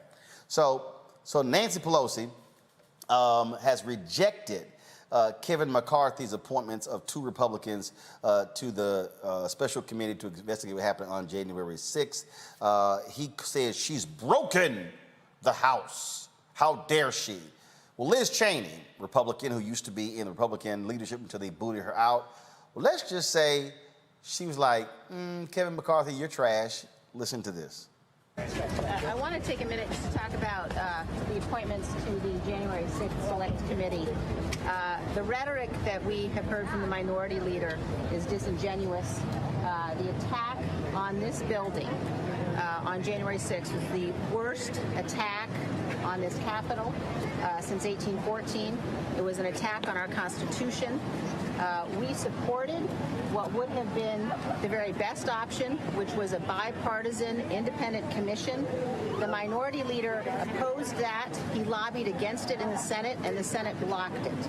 The American people deserve to know what happened. People who did this must be held accountable. There must be an investigation that is nonpartisan, that is sober, that is serious, that gets to the facts wherever they may lead. And at every opportunity, the minority leader has attempted to prevent the American people from understanding what happened, to block this investigation. Today, the Speaker objected to 2 Republican members. She accepted 3 others. She objected to 2, one of whom may well be a material witness to events that led to that day, that led to January 6th. The other, who disqualified himself by his comments in particular over the last 24 hours, demonstrating that he is not taking this seriously. He is not dealing with the facts of this investigation, but rather viewed it as a political platform. This investigation must go forward. The idea that anybody would be playing politics with an attack on the United States Capitol is despicable and is disgraceful. And I am absolutely dedicated and committed to making sure that this investigation holds those accountable who did this and ensures that it never happens again. And she laid it out, Robert. You have McCarthy. She broke the house. Stop it. You appoint 2 people to the committee who, if you appoint Jim Jordan to anything, you're trying to blow it up. Well, let's look at what Jim Jordan's role has been in government in the last 4 or 5 years, and even before he got to Congress.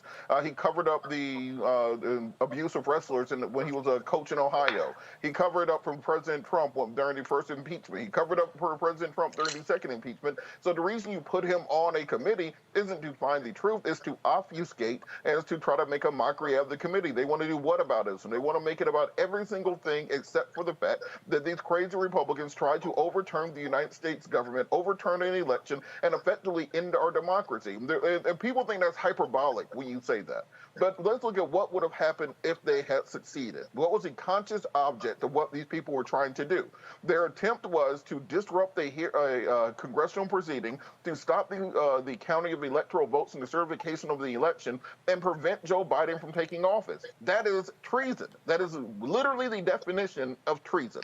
So when they try to say these were just tourists, these were people walking around, it was just a normal event. Well, let's look in history. The Beer Hall Putsch in Germany in 1933. Hitler attempted the exact same thing. They put him in jail, but it led to the rise of Nazism about 5 years later. Mussolini in Italy. They literally just walked into they stormed the legislature, stormed the prime minister's residence, and they just put Mussolini in charge of the country. That's what happens when people storm capitals like this. 1799 in France, Le coup d'état de 18 premiers au Château de Saint-Cloud in 1799. Napoleon locked the entirety of the legislature inside of a building and then put his brother in charge. They dissolved the First French Republic and established the directory, dissolved the consulate, making him the directory, making him the first consulate. He then had a coup against Abbé de Saïs, making him the emperor of France. It was literally a coup inside of a coup. So anytime we've seen this happen in history, it has never turned out well. So the idea of trying to torpedo this and try to have subterfuge means that they do not want to have a real hearing. You took great delight in Robert's history lesson. I couldn't repeat some of them words. You sounded good, brother, and there was definitely something. You lost me with that French shit. You sounded good. At the point that he said the le coup d'etat, I said, oh, that's right, the le he's coup on one today. I'm so glad I know all these smart people. My God. He went trilingual on us. Go ahead, Robert. Go ahead. We done with this topic. I dare somebody else to say something. Too. Say it again. Well, I think the entire point. The entire point is.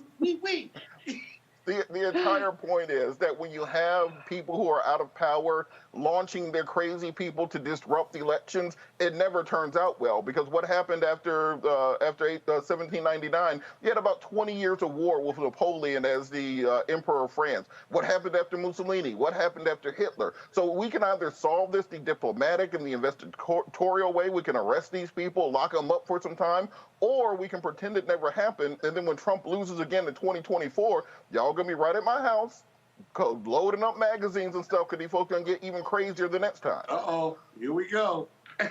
We'll have an 11 millimeter by then, won't we? No, look, Scott, we moved on from that. We're at 6'5" Creedmoor now. Just built it this weekend. I'll show it to you one day. All right now. But you know, Roland, let me say this. Jim Jordan may be a material witness to this hearing, and I got to tell you. That's right, Scott. Yeah. That's right. Yeah, he's a material witness, so he can't serve on the committee. Damn, Monique, you sound like Scott's hype man. It's like we're at a rap concert. Say it! Say it! Say it! Scott, go ahead. He's a material witness, so he can't serve. But I got to tell you, if the committee does its work, and by the way, you don't want him on the committee being disruptive and undermining the goals and objectives of this very important committee. Let's not forget why we had this committee, because you couldn't have a bipartisan commission because the Republicans didn't want it. But I got to tell you, the real challenge here for Pelosi and others is uncovering what really happened and what Republican elected officials that they work with, that they serve with, were part of this, whether they knew it or didn't know it, whether they were enablers, empowers, whether they were fist-raising and enabled these people, whether it was a conspiracy, public, private, or hidden. And that's really is what's going to come out of this committee work if they do their work. You cannot have Republicans who are material witnesses or those who do not want the truth to come out because they want to preserve power, they want Trump to reign, and they want to continue to feed this negative, unpatriotic narrative to their constituents in the name of patriotism, if you will. And so that denial has no place on this committee. And so it's not you know so much what who else gets has on no the place? committee. You know what it is? It's how this work plays out and how cooperative they can work together in getting to the truth. That's going to be an ongoing challenge for Pelosi and the chair of this commission. I agree with my Haitian French brother. I agree with my distinguished legal colleague. There is also another reason why obviously Speaker Pelosi did not want him on here. Nobody wants all that non-blazer wearing, sweaty shirt having, rolled up sleeves with all that hollering. Nobody's trying, not with this important committee. Do that when your people put you on there to obfuscate and make a fool out of yourself and act like a low moron. Don't come with all that here. We don't need to see you sweating like that. We're not trying to be yelled at like that. And then you have no decorum. You don't wear a blazer. I mean, these are the things that matter so that we can have some good TV out of this, even if they can't save anything with the January 6th Inquisition. So obviously, there were multiple reasons, Scott's reasons, Robert's reasons, and mine, the enlightened ones, about why he couldn't be on. It wasn't his turn. And look, did she say that? Look, there's an easy way to take care of this, quite frankly. If Nancy Pelosi just says that all your Republicans have to be drug tested before the hearing, they'll withdraw their own name. You guys are fine. They be coming up zeros. They be coming up Couldn't zeros. get nobody on there. Yep. Oh gosh. I bet you marijuana would be legal federally real quick right then. Oh no, they're going straight to crack. Jim Jordan's on a whole nother level. We can't help with everything. Yeah, that boy be intense. Well, No, you're going to have has large pores. He has large pores. Oh, stop it. But you're right about one thing.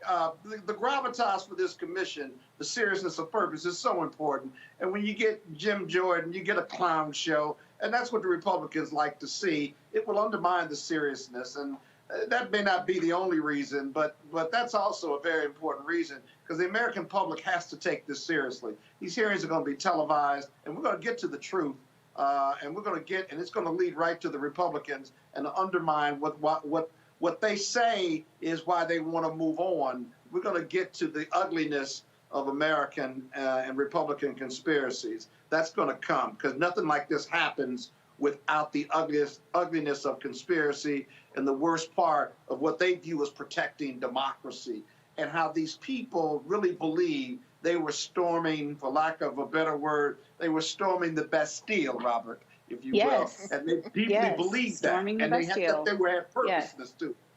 That's not an accident. They were fed that, and they were trained in that regard, and they came with weapons and prepared to alter. And by the way, to alter the outcome of the proceeding. And by the way, it's against federal law too, by the way, not just against the Constitution. Trying to interrupt that proceeding to stop someone, to stop the business of Congress, is a federal offense. Let's not forget that, whether they were charged or not. Just think about how gullible you have to be as a human being to think that the president who just lost his first election by 3 million votes and just let 500,000 people die on his watch, and then lost by 7 million votes, you can't get it through your head, the idea that he lost, and you think that it's actually been stolen from him. These people deep down legitimately believed that their whole election had been stolen from them, and that this is the only thing they could do to save their nation, despite 500,000 people being in the ground. This is a whole new type of politics we're dealing with, and people who are we'll say unreasonable at best. It's a cult. It's a political cult, right? And these people travel around the world to hear Trump. Trump says the same thing over and over again. And I got to tell you, it is a cult-like following where This is the Guyana tragedy. This is Jim Jones. Exactly. They just drink the Kool-Aid. But the other thing that Roland says is that you can't talk logic or intellectual capacity here. These are just, you tell me what, they feed them this line, and then that's it. Facts don't matter. Law doesn't matter. That's what Trump told me. That's what Jim Jordan told me, and I'm going with it blindly. And it's the more ignorance. It's not dumb. It's just the ignorance of those parts of America, and the suffering that they're in. Remember, many of them voted for Obama, but now it's gotten worse in the sense that their life themselves, whether it's economically, socially, racially, what have you, is in such despair because their life doesn't match up with the white privilege and the white privilege messaging that the Republicans have fed them. And so they're frustrated economically and financially, and then they're left with the hold on to anything. QAnon, the Republican Party, McCarthy, Trump, all of these things that make them feel better about their white privilege and better about their whiteness, even to the detriment of our democracy, our Constitution, and what we know is righteous and true, and really represents the worst of America, even though what they're being fed in the directive, it talks about patriotism, when it's really just politics and power and racism.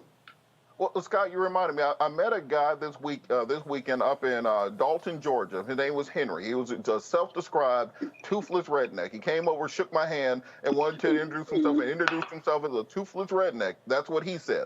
He had one bad eye, and so I was explaining to him that the new infrastructure bill. You have one bad eye. Yeah, look, he has one bad eye. So I was explaining to him that the new infrastructure bill included dental and vision care being added in on the federal level to Medicare. So Democrats are trying to help him to have teeth and be able to see.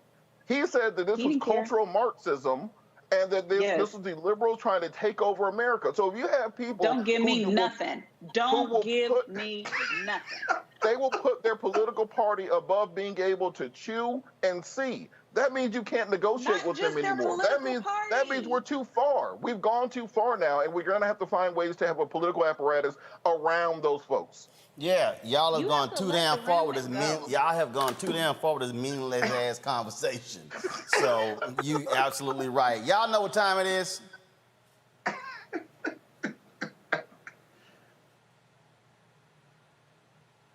No charcoal grills are allowed. I'm white.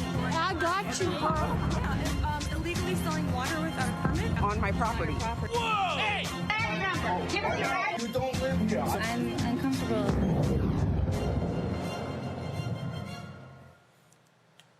All right, so very rarely will we have a white person checking a white person in our crazy ass white people segment. But I think that this airline worker clearly embodies why this segment was created. This video was shared last night. It is probably one of the best 1 minute moments you will ever have in your life. Y'all ready for this here? Check this out. Second of all, you called my employee a bitch. Completely uncalled for, inappropriate, you're not going to travel. We don't tolerate that crap with us at all. So you can find another carrier to fly with. I'd suggest Spirit. Nope. If you acted appropriate and weren't disrespectful, then I would let you travel. But unfortunately, you called my employee a bitch. Did you call my employee a bitch? You didn't. You didn't. So the other people I heard you say it as well, so don't count. Yeah, she also had 2 children. Yes, ma'am. Yeah, don't lie, because you already did that once when you took the mask off and put a new one of yours on I was again. getting this out of my bag. Yes, I was. You were putting the same mask on. You didn't have a mask on when you went down. Unfortunately, no. If you don't follow our policy, it's a period end of discussion. You don't want to follow a federal mask mandate, and then on top of that, calling a vulgar name to my employee, it's not going to happen. My man said, don't lie, you've already done that once. Right. And Did you call her a bitch? And then it was like, Did you call her a but bitch? you called her a bitch. On top of all And one was that. like, I did, I have children, and she has 2 children. But when my man said, find another airline, I suggest you try Spirit. They let anybody on. Anybody can fly. They fight over there. My You man wanna said, fight. I suggest your where ass they fight. try Spirit. Yeah. I'm done. Go there. Go He there. wanted to promote another airline. Because he didn't want to fly. Yep. Look, I don't want slander you not to Spirit get here. there. Do You y'all just need to do y'all understand? Go to Spirit. Yeah. And y'all, my man said, and he kept an even ass tone. I suggest you take your punk ass to Spirit. No, that was the read of all reads. That was the, and I will call the marshals, but I'm gonna tell you about yourself before I call the marshals. And you don't. It's not that I don't want you to go. Just go on an airline that suits your particular crazy proclivities and predilections. You want to fight. So Listen, go where they fight. he was matter of fact about it. He wasn't emotional. He was just matter of fact about it. And he was just reading her in a very even tone.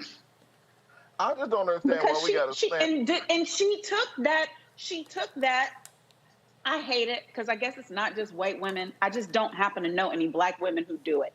She took that, hi, I didn't mean, it was a misunderstanding. In the tears, that I have children. And he's like, did you call her a bitch? Children too. You called she her has a children. bitch. Look, I just don't understand why we got to slander Spirit in this. What does Spirit do to these people? Look, I fly Spirit all the we time. know exactly. Oh hell no! We are not slandering Spirit. But hold up. He did that. But hold up. As I watched that video, it just reminded me of this one.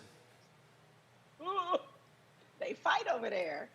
They fight. Today, and the climate that we live in today's society, I was sorry. I understand that, but it's above me now. I need a room tonight. Well, there's the Best Western next door. No, please, let me hear. My daughter's here. I'm sorry, but I mean, I was on the phone when you said it. I said, I'm sorry. Please, I've had a horrible day And I had a horrible time when hearing that. He won't let me in. It's above me. She called me a Sir, my grandma just died. I understand that, but it's above me. Please let me. It's above me. Sorry. I got my The credit best card. restaurant is next door. Sir, the rest of our family I is understand here. that, but it's above me. Please. I She apologize. said what she sir. said. I understand that. I understand. She's very...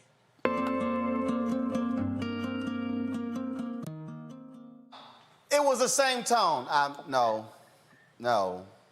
It's above me. It's above me. You called her a bitch. It's above me. No, you.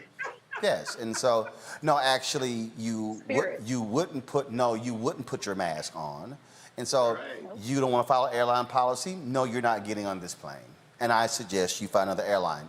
I suggest you fly Spirit. Spirit. Spirit, I ain't got no problem with y'all. Spirit has never done me wrong. I would like Spirit to give me some free miles and whatnot also. So Spirit, if y'all need like a spokesperson, I'm here for you. Now Frontier, that's ghetto. But Spirit is fine. I don't know why y'all keep talking about Spirit. I just had, to all of the airline personnel, that's exactly how you respond. No, you're not getting on this plane. Nope, you called her a bitch. No, see, you tried that lie once. Now you try, my man, I don't even know what airline he worked for. I don't know my man's name. I know he didn't work for Spirit. Y'all need to give that man a raise for what he just did in dealing with her ignorant ass. See, all these people, they running around here, they don't want to put masks on, they ain't trying to take a vaccine. I'm telling you, the only way that video could have been better if they shot it right, which was horizontal, but they shot it vertical. So just do me a favor, please always shoot videos horizontal, so therefore it fills the whole screen. So we now have the black bars on each side. See, you got the black bars on each side when you shoot vertical. Go horizontal versus vertical. So I just had to play that one. That was absolutely fantastic. All right, folks. We lost a couple of great brothers. Sam Bell-Navis, a motorsports pioneer and leader in NASCAR diversity efforts, passed away at the age of 81. Bell-Navis was a trailblazer as a black general manager and team owner in NASCAR. He introduced the National Guard as a sponsor of his team, Bell Kart Racing. His hard work and efforts led to NASCAR's Drive for Diversity program and the Bell-Navis Collective, NASCAR's Black Employee Resource Group, named in his honor. On Sunday, NASCAR held a moment of silence at a race in New Hampshire to recognize Bell-Navis' impact on the sport. Sam Bell-Navis passed away at the age of, 81. Then, of course, we got, the sad news today. The sad news that this is, go ahead and show them in memoriam, please, of Sam Bell-Navis. Again, just a major figure at the age of 81. Then we got the sad news today. Former NBA player and the first male Episcopal supervisor, Dr. Stan McKenzie, has passed away. Many of you also know his wife, Bishop Vashti McKenzie, the first woman bishop in the African Methodist Episcopal Church. She announced her husband's death earlier today. McKenzie was drafted in 1966 by the Baltimore Bullets in 1967 and culminated with, he also played for the Houston Rockets in 1974. He studied international law at the University of Perugia in Italy. And of course, his varied collection of awards includes the Jesse Owens Lifetime Achievement Award from our fraternity, Alpha Phi Alpha Fraternity Incorporated. Stan McKenzie passed away at the age of 76. It was just last week that Bishop McKenzie and Dr. McKenzie retired from their work with the AME. And so Stan had been ill for the past couple of months, and so it was a surprise and shock to all. So certainly our prayers go out to Bishop Vashti McKenzie as well as the AME family on the loss of Dr. Stanley McKenzie, a great Alpha man. Folks, that is it for us. We certainly appreciate all of you being with us. Robert, Monique, and Scott, thank you very much for being on today's panel, folks. If y'all want to support what we do, there's some great things that we do here at Roland Martin Unfiltered with the coverage that we do. Again, being at today's news conference today, Congressional Black Caucus. Tomorrow we're going to be covering the action taking place here on Capitol Hill, protesting for voting rights. And don't forget, folks, we're going to be in Texas beginning on Tuesday And in fact, we're also going to be at Howard University on Tuesday for a short film dealing with COVID. And we're going to actually be I'm going to be on the panel. I'm going to be streaming that as well. And so this is the kind of stuff that we're doing here at Roland Martin Unfiltered. Henry, you go to that wider shot. And so I just want to show y'all. So we're putting together something amazing here. We're building out the studio. I can't wait to show. Now stop right there. I don't want you to show no more. I don't want to show no more. When y'all, trust me, when y'all, this ain't even, y'all saw the control room. You chose the control room. You can take that shot. You see this here? Y'all, this ain't even 25% of what this space is gonna look like and what we are about to do. Y'all, I'm telling y'all, I cannot wait. I cannot wait to let y'all know what we have got planned. We've got some amazing stuff that we got planned. I'm telling you, it's gonna blow y'all away. It's gonna blow you away, but your support is critical. You are our fans. Y'all have been helping us, supporting us, standing with us, and we appreciate all of that. And so we want y'all to support us by joining our Bring the Funk fan club, where every dollar you give goes to support this show and what we do. Y'all see on our set, these are the pieces. Art pieces that were done by artist Leroy Campbell. Leroy's in Mexico right now celebrating his 65th birthday. But this is just the beginning. That's all I'm gonna say. So please support our Bring the Funk fan club. Our goal is to get 20,000 of our fans contributing at least $50 each. Some people have given more, some people have given less. We appreciate every single dollar. You can join our Bring the Funk fan club via Cash App, which is $RM Unfiltered, PayPal.me/R Martin Unfiltered, Venmo.com is RM Unfiltered, Zelle is Roland at RolandSMartin.com. And some of y'all are probably saying, man, hold up, he get to walk around, all that sort of stuff. And so absolutely. And so as I told y'all, Henry, did we change the camera? Did we change it? Go ahead. So we're in the, go ahead and turn around. So this is the control. We did y'all the shot earlier, the control room. We got some great stuff. I'm telling y'all, it's gonna blow y'all away. The great stuff we got planned. And so support us in what you can. If you give on YouTube, remember, we only get 55 cents on every dollar. So if you give us the direct, we get all the money. And so that's it for us. Robert, Scott, Monique, thanks a bunch. I'm going to shut us down. We're in the control room. I'm going to see y'all tomorrow right here on Roland Martin Unfiltered.